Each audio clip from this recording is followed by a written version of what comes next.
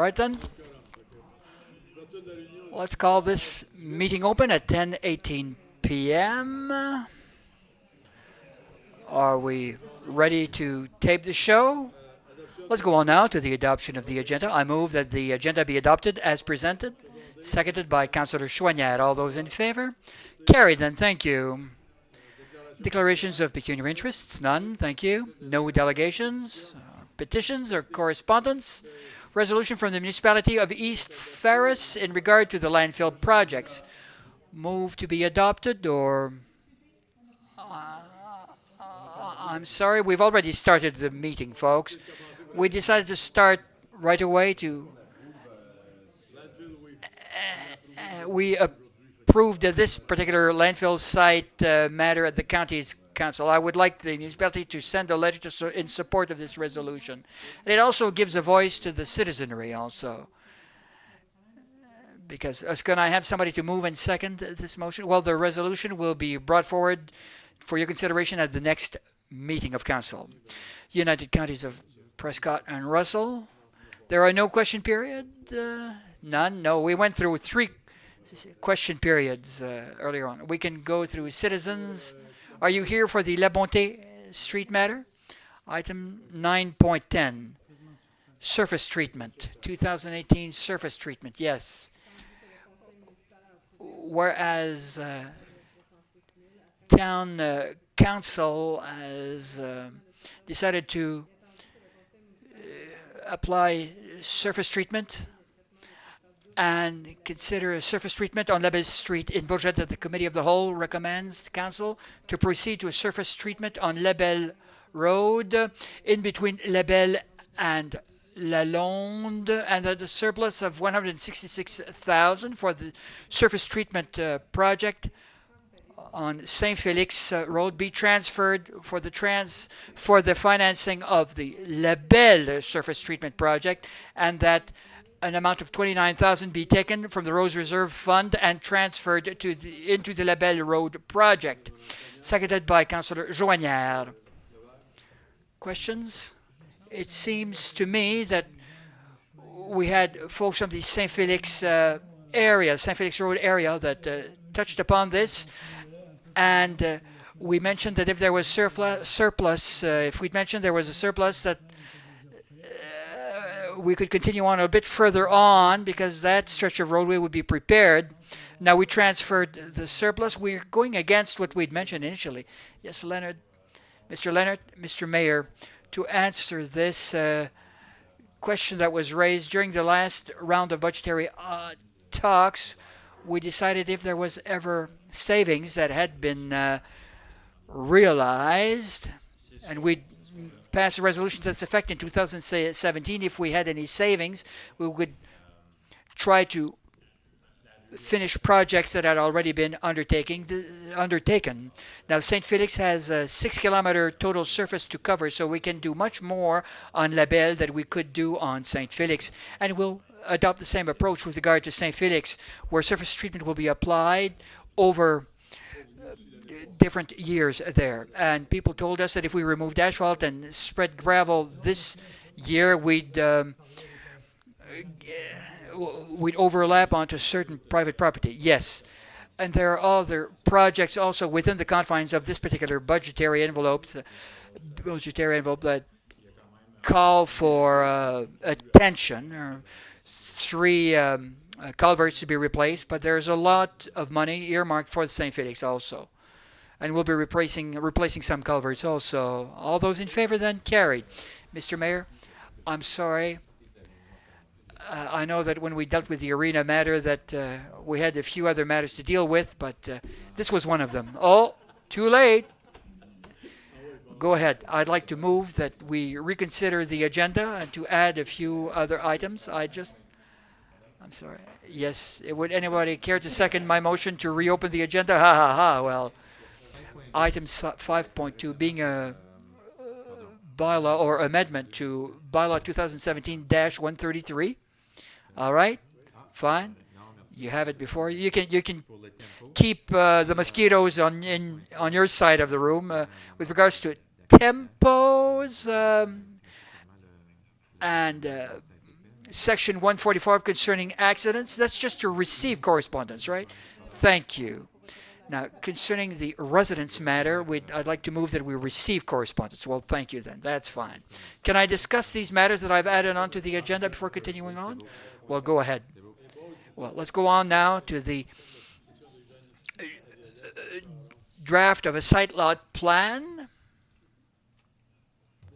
That's item 9.4.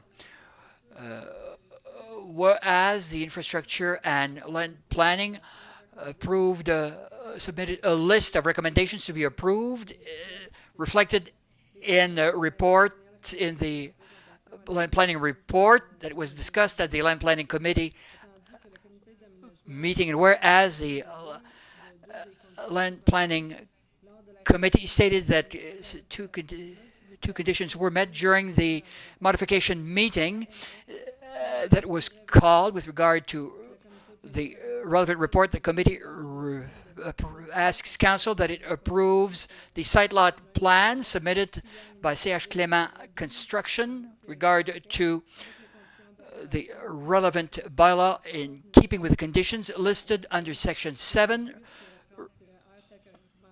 of the relevant report as recommended by the land planning committee. Seconded by Councillor Grimard.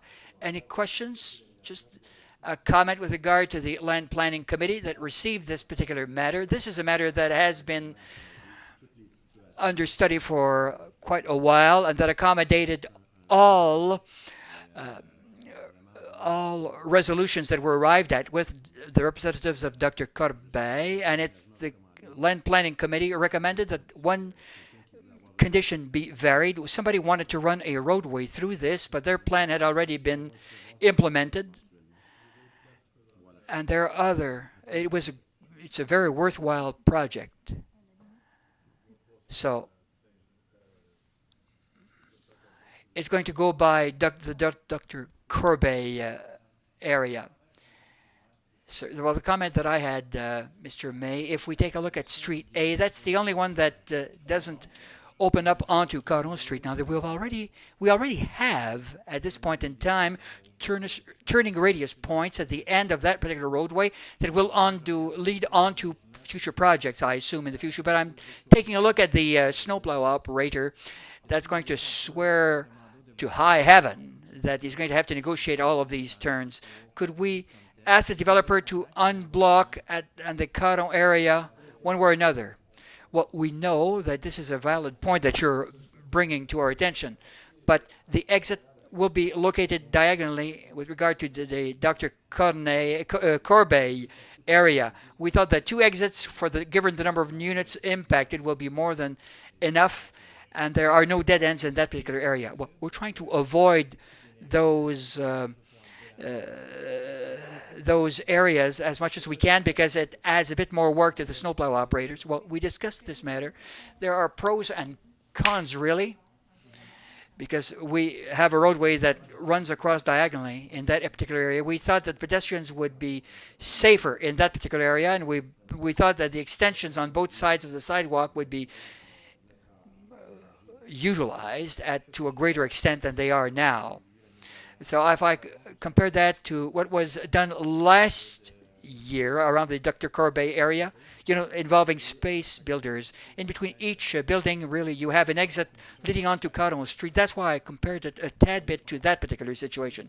All those in favor then? All those in favor? Well, I took a look at the letter that we received from the golf club people, and I was quite surprised to learn that we were talking about getting involved in building a subdivision. Mr. Potvin was quite surprised at that also. And if this occurs, we will have created lot land. No, there's sufficient space to leave onto Tucker. We've looked at that possibility, to exit onto Tucker.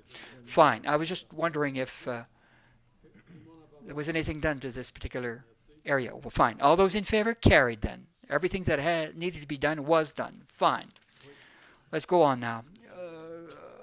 Item 5.2, being an exemption to bylaw 2007-133, section 1.3. I won't read the whole thing, but just to give everyone a context with regards to what we're talking about, this follows correspondence exchange with many individuals at the town hall since 2009, asking a grandfather clause to the bylaw, allowing me to keep my tempo shelter that is erected all year round. Now that bylaw 117-133 makes an exemption for such an incident. The house was built between 1956 and 1957 by my grandparents, when the bylaw was not in existence, of course. Now, my parents purchased the house in 1968 and 1969 and were advised that they did not have the right to build a solid structure, being to wit a garage, in this particular area because of the existence of a right-of-way owned by the City of Clarence and Rockland.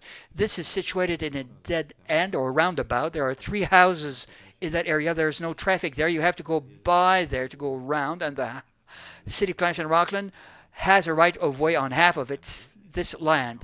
Now, she wants to keep a tempo erected all year round because she has no right to build a garage, a permanent garage.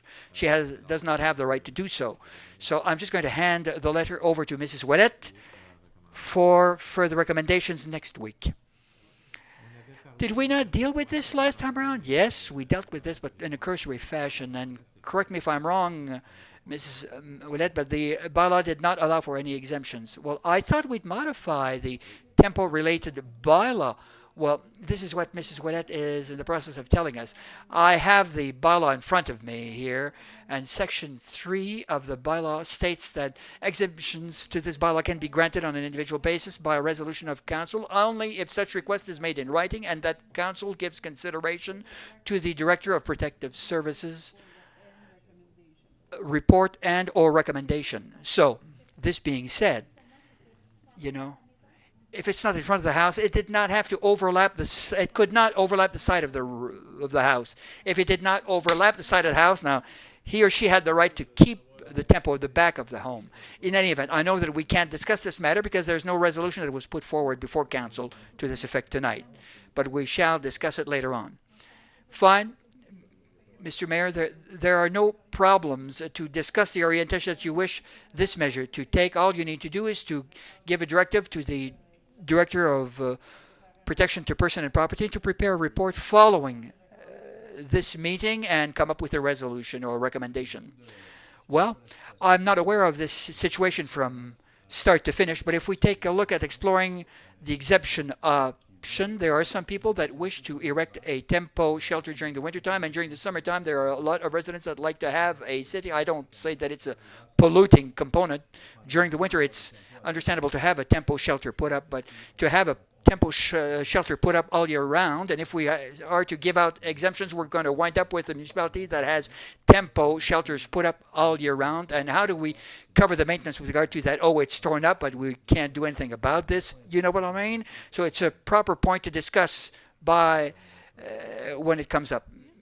Mrs. Chouanière, Mrs. Ouellette, I really thought that the bylaw had been modified and to authorize the erection of all year round of a tempo shelter if it's at the back of a property. Well, even then, nobody can see it because in this particular instance, it's in a roundabout. You have to go onto Victor Street, turn around, and see it there. If you'll allow me this comment, the woman in question contacted her neighbors, and her neighbors have no problems with that whatsoever. So what I say is this. The only reason is that she would have wanted to build a permanent garage, but she has no right to do so. Let's have our bylaw enforcement officer take a look at what's what with that, and he'll come back with a report onto that. We should refer that to our infrastructure department also, because if we're the holder of a right-of-way, he has to verify with the plans. Let's have him take a look into this matter, and we'll revisit that at the next meeting. There's nothing to do at this point in time, and he's looking for work right now, so what can I tell you? He's looking for things to do. Well, Mr. Mayor, this can be tackled at the next regular meeting of council then. Well, that's fine. Thank you. Let's go on now. 5.3, accident fine or fines with regard to accidents. I believe, I'm sorry, I was going to read an email, but fine. Go ahead. Go ahead. Yes. The email states as follows, and it was sent to council. Let me just read it. I'm writing to you to make you aware of my frustration with regard to bylaw 2015-116, which is the user fee bylaw, more particularly as it applies to an Annex B, considering relating to firefighting services. To put you in a context, I recently received a $475.42 invoice for a vehicle-related accident that occurred on Highway 17. I have many problems with these invoice. I was not contacted by the fire services, and even I mentioned the 911 receptionist that I only needed police services to complete an accident report.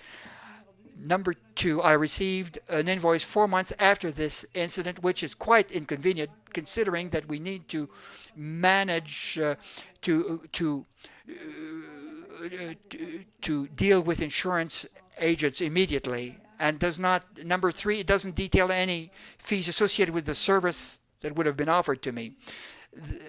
Unfortunately, the burden is upon my shoulders to deal with this situation, even though I was told by the authorities that it was my problem. It would have been judicious for those firefighters attending the scene to mention to me that I would be subject to a fine or to receive a notice from the firefighting services or communications department that I was subject to this. Thank you. Just to follow up to what has been stated, we've received information with regard to this. A company was supposed to recoup this money for us. I believe, there's a company. What's that company? Right. Now, I think when it comes time to charging our own citizens for an accident they have in our own city, I've had conversations with numerous people. I think their taxes already paid for that. I don't think we should be charging our own citizens when they have an accident. Well, most of the time it's sent to your insurance. Well, we're supposed to have this fire company go and get this money, but I don't think we, as a city, should be billing people when they have an accident. Mr. Wilson? So, I guess just for clarification, we use Firemark for recovery on structure fires and insurance policies related to properties. Okay, where but not... where there's coverage in the policy. Firemark does take 30% roughly of whatever the recoverable is as a processing fee to do that for us. Okay. For the motor vehicle collisions, we've historically invoiced non-residents. A couple years ago, prior to my arrival at the city, that bylaw was changed, and now we invoice everyone involved. To the mayor's point, normally, if your damage to your vehicle is significant enough, it's going to your insurance company anyway, and we're getting paid directly by the insurance company. We don't often know who they are insured with, so the vehicle owner is getting the invoice, they're calling, asking for clarification, and we're directing them to submit that to their insurance company, and it's being paid.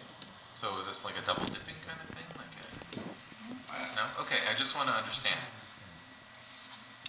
Now, when they, just to complete the process, maybe to eliminate a step, when our firefighters arrive on scene, most likely police is there. There is a police report being produced. Why can't our service, there's 5 copies in the report, why can't they grab a copy and contact our, instead of having this situation where a resident gets a bill, doesn't know what to do with it. Yeah, so the OPP have advised us that they will no longer provide police reports to us for whatever reasons. The end result is they've directed us to go back through the Ministry of Transportation and run the vehicle plate and send the invoice directly to the property or the vehicle owner. And it's up to the vehicle owner then to determine how they want to proceed with that. Some vehicle owners are not submitting claims, so they're having minor accidents. But under the user fee bylaw, I don't have the discretion as to whether or not we bill. So if you lose control of your car and you end up in the ditch, your car's okay. You might not have an insurance claim, but you're still going to get an invoice. I have a case coming too, that the young man was not covered on the other side, so the insurance is not covering his bill, and we sent him a bill for $1,000. So we erased that because he's going to have to pay. I told the lady to come to council. Ask for it. Yes. I guess, through the mayor, these are council decisions in terms of how you would like to see potential money recovered by the city for a costly service. The fire department is a fairly costly service to provide. And prior to my arrival, council changed the user fee bylaw to try and come up with more recoverables, to come up with a way to recover more cost. And this was the way that it was done. Ultimately, it's a council decision how you'd like us to proceed, and we'll just follow that process, whatever you'd like us to do.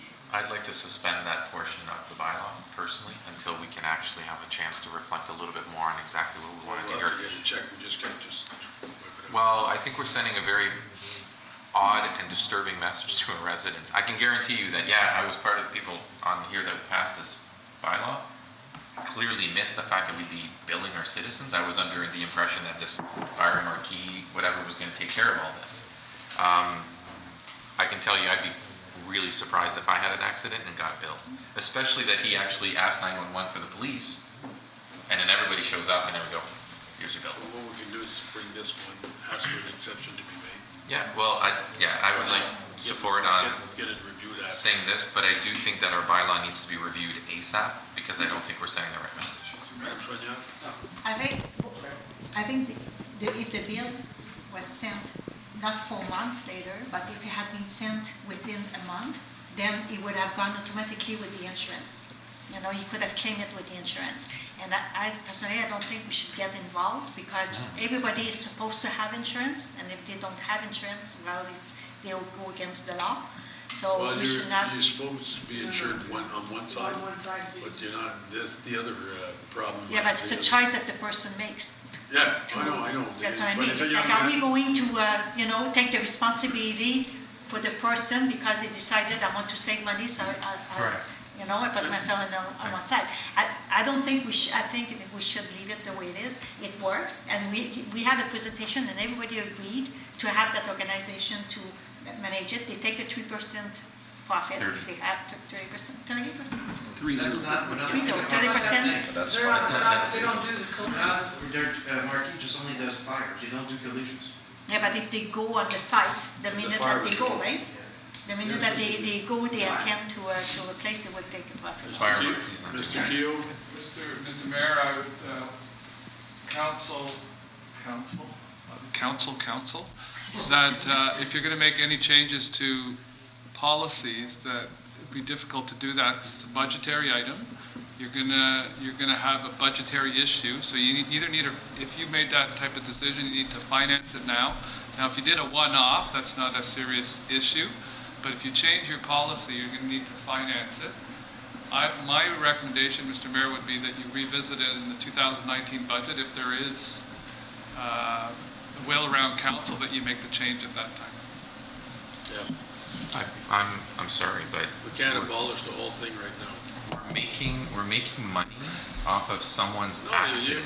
you're sending a bill usually to the insurance company. The insurance That's why company. your The insurance biggest- is paying those bills. The citizens are getting the They bills. send it to the insurance. Yes, They but- send it to the insurance that's company. right. He has to submit it to his insurance. It's covered by the insurance. I had an ambulance bill, I sent it to my insurance. Is that what you did with the young man with the $1,000? Like, No, you just told him to go and send it Well, to I the told them to insurance? send it to their insurance and see if they would cover it, because was he to blame, or was the other person to blame? If the other person is to blame, the insurance will go collect from that end. But now it's no fault policy with car I know. accidents anyway. So the I told them to insurance. try the insurance first, then come and see us if it didn't work.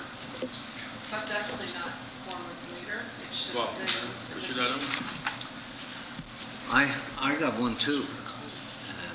Stephanie McLaughlin had an accident on the 17th, on April the 12th, and she received the invoice of $546.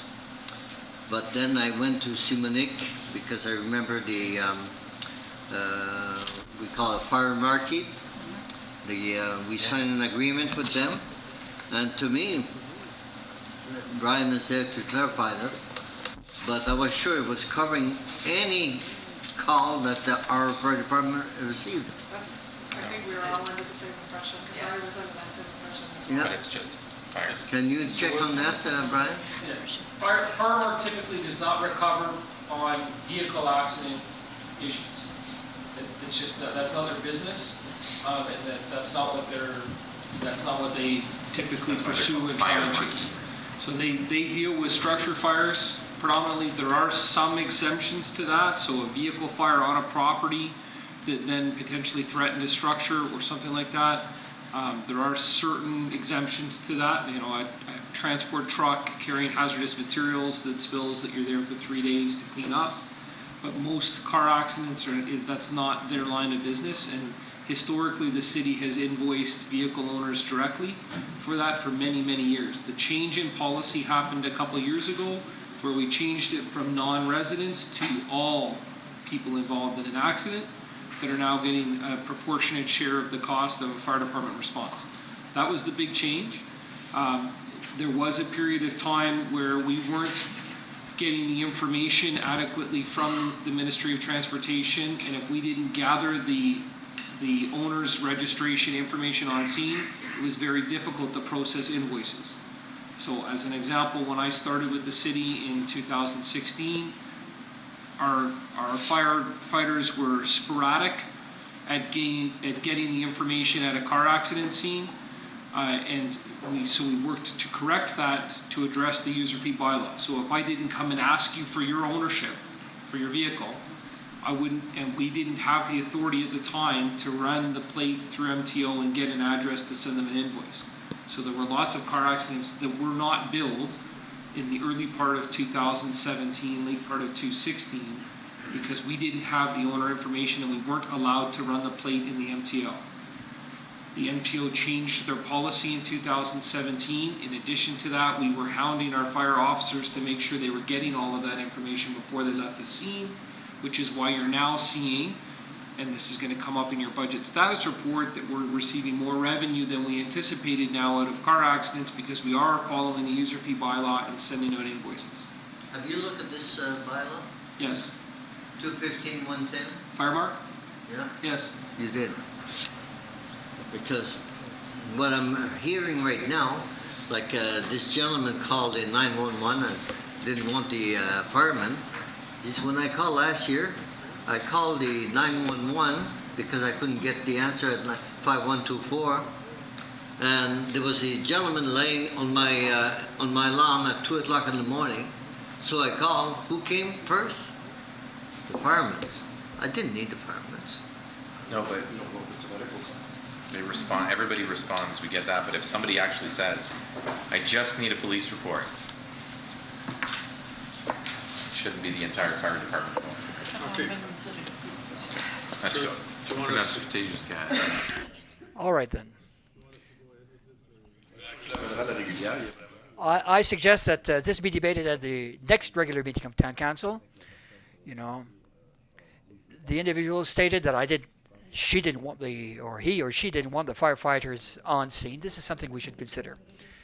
So we might consider a resolution that would void at least this particular invoice, given the circumstances. Fine. Let's go on now to item 9.1. Rehabilitation of Laurier Street. I move that report AME 18-25-R in regards to an update on the Laurier Street revitalization project be received as information. Seconded by Councillor Berlinguet. Any questions? All those in favor? One question.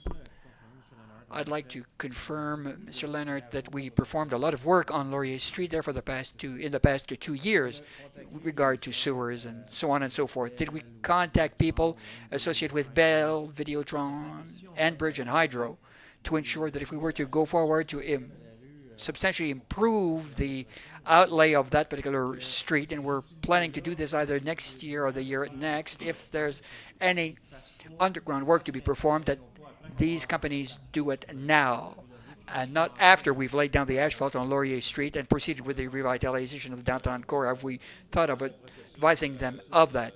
Well, in the concept plan that we've implemented and in the process leading to its implementation, we've discussed this with the utilities people so that they may give us where underground wiring is located at, and they were made aware that we're going ahead with major projects in that area, and we'll enter into discussions with different companies to make sure that everything goes smoothly. But you know, I just hate it when we go ahead with a great project and the year after it turns upside down. I know that Enbridge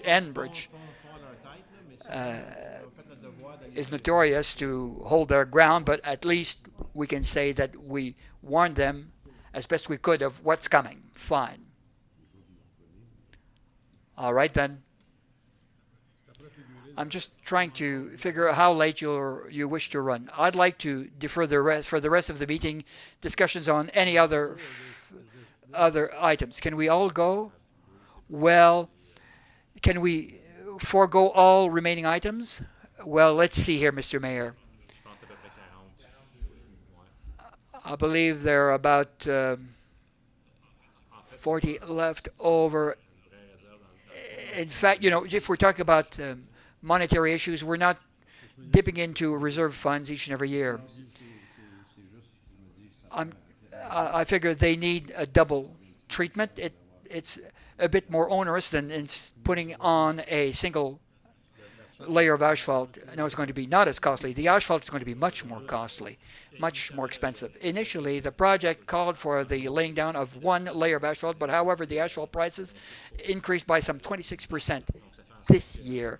So the department's recommendation to try and be as close to the budget that was allocated for that purpose as can be is to transfer this asphalt project to convert it into a surface treatment that costs us a little bit less, but we still have to dip into the reserves still to offset the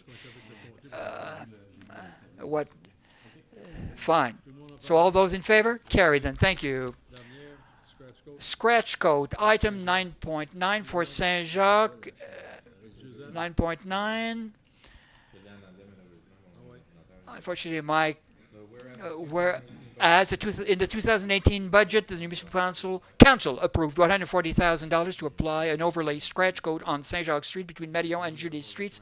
That the committee of the whole authorized council to authorize the increase to the budget for paving on Saint-Jacques Street from $140,000 to $194,000, and that the additional funds of $54,000 be taken from the road reserve fund. And that's it. You had the French and the English side by side. Fine, seconded by Councillor Guillemot. Just one minor point here. Fine. We did something comparable on Saint Laurent. You remember the small patch that we worked on and what happened, Mr. Mayor? That was maybe I sent a note to Mr. Leonard. There are some lands that fall under the asphalt level. We put on scratch coat to an acceptable thickness, but when there's a heavy rainfall, it might impact on the level. What we might think is to add on some soil to balance out the level, because the level of the surface treatment, and if there's a heavy rainfall, sometimes water will pool on two particular properties. It's nice to put on scratch coating, but if there's water that pools on some residences' front yards, then we have to make sure that everything's leveled out. Yes, that's a very good point to bring up. Of course, there are what you have before you are some scratch coat related costs, though.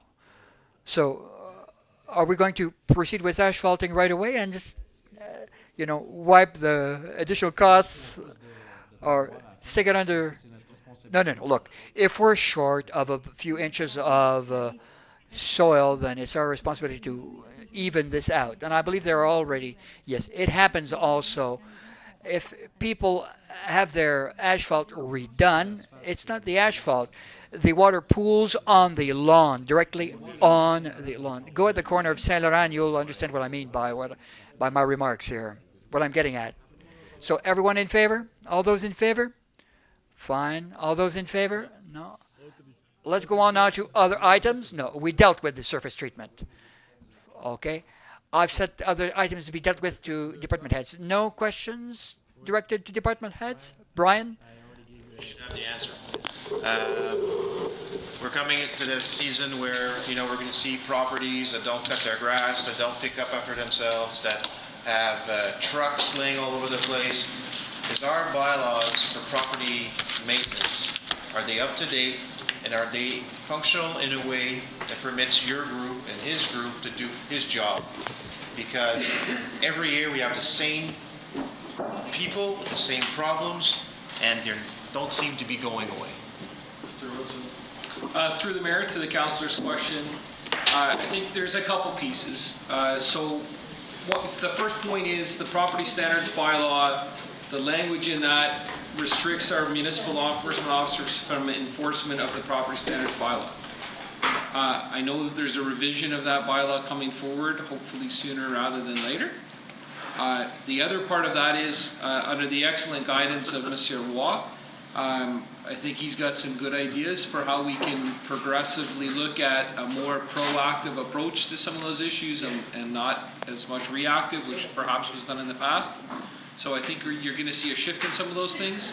And he's got some experience in a bylaw that he introduced in a previous workplace that I think would work very well, that we'd like to bring forward as part of the property standards bylaw review process. So I think to answer your question, we have a strategy that we're working on that you'll see probably in the next couple council meetings to help resolve that. In the meantime, we're looking to get more proactive enforcement going to address those issues before they get out of hand.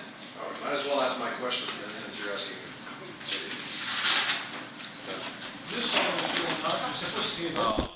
All right then. Good. So he's telling the truth. Yes, yes. Well, I saw a vehicle early this morning at the corner of Joannis and Gulf Road, and this evening very late. What are they doing there? Well, there's special activity that's ongoing there. This is work that we're performing also that we're called upon to perform at that point in time. So what can I say? These are projects that are ongoing in that neck of the woods, in that area of the city of Clarence and Rockland. They're digging ditches. Exactly what they were doing at that point in time, I can't tell you. Well, who knows then? But I'm telling you that they were there very early, 8:30 a.m. Well, sometimes we ask our town employees to start very early if there's something quite particular that needs to be done on that particular day. Okay, adjournment called at 11:01. Thank you.